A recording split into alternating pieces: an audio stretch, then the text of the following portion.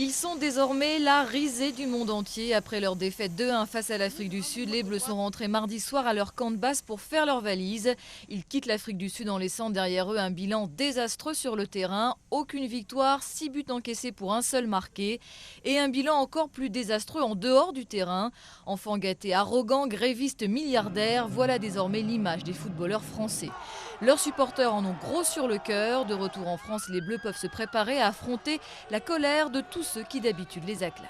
Qui rentrent à pied, pas en avion, à pied, et ils rentrent même pas, on n'en veut plus. Ils ont montré une mauvaise image du football et je pense qu'elle aura du mal à se relever, la France.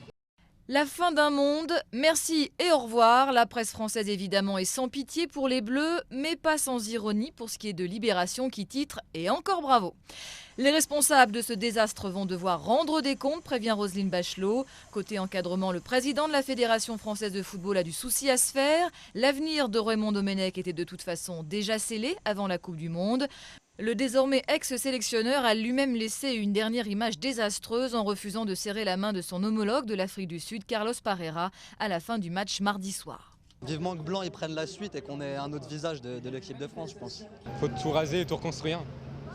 Changer l'entraîneur, changer les joueurs, peut-être changer l'état d'esprit de l'équipe de France, l'état d'esprit du foot.